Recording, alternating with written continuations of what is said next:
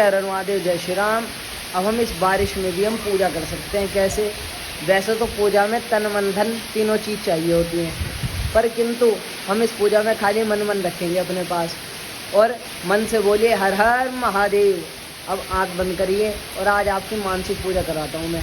तो देखिए, आंख बंद करिए, ऐसा भाव रखिए कि आप भगवान शंकर के देवालय में बैठे हैं। और मैं सच बताऊँ तो मैं तो ऐसा भाव रख रहा हूँ कि मैं उज्जैन के महाकालेश्वर मंदिर में हूँ, अपने बाबा का स्नान कराऊंगा, अपने बाबा की सेवा करूंगा।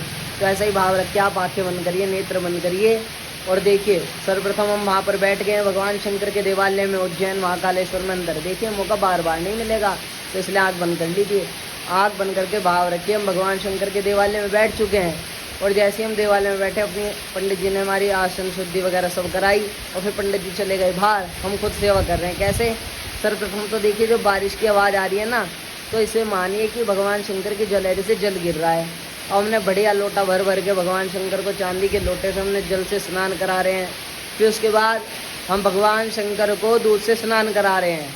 देखिए, भगवान शंकर के अपने हाथ से सेवा कर रहे हैं, भोले बाबा की, अपने महाकालेश्वर की।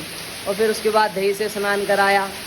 अब देखिए, बढ़िया दही से स्नान कराया। भगवान शंकर बड़े गोरे गोरे हो गए, चिट्टे वैसे तो हैं, कर्पूर घोरम करुणावतारम। और फिर उसके बाद भगवान शंकर को हमने घी से स्नान कराया।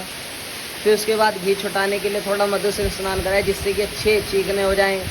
फिर उसके बाद जो सब लगा हुआ है, जैसे हम शैम्पू तेल वगैरह यूज़ करते हैं, इसी प्रकार से भगवान को हमने बूरे से स्नान करवाया, जिससे कि जो सारा घी की चिकनाहट है वो सब हट जाएगी। फिर उसके बाद दोबारा से हमने पंचामृत से स्नान कराया। पंचामृत में क्या कि एक चांदी के घड़े में दूध रखा है, एक चांदी के घड़े में दही रखी है, एक चांदी के घड़े में घी रखा है, एक चांदी के घड़े में बूरा रखा है, एक चांदी के घड़े में शहद रखा है। और इन सबको मिला दे तो एक बड़े चांदी के पात्र में पंचामृत बना के भगवान शंकर के ऊपर हमने स्नान करा दिया है। अब भगवान शंकर को स्नान कराने के बाद हमने शुद्ध जल से स्नान कराया। अब जिस नदी में, जहाँ पर भी ये वीडियो जा रही है, जिस नदी आपके पास हो, जो भी नदी आपके पास हो या जिस नदी का आपके पास जल हो, उस जल से आप स्नान करा रहे हो भगवान शंकर का। अब हमने स्नान कराने के बाद अंग प्रोक्षण कराए। और फिर उसके बाद हमने अभिषेक शुरू कराया श्रृंगी से। अब श्रृंगी से अभिषेक होने के बाद हमने न्यास कराया अपना, जैसे हम न्यास करते हैं, हमने न्यास कराया भगवान शंकर का। अब हम श्रृंगार करेंगे। अब सबसे पहले तो हमने पहुँच के भगवान को अंग प्रोक्षण करके, जैसे हम नहाने के बाद अंग प्रोक्षण करते हैं, उसी प्रकार हमने भगवान शंकर का अंग प्रोक्षण किया। फिर उसके बाद इत्र की सेवा दी। इत्र से भगवान शंकर को अच्छे से मालिश करी।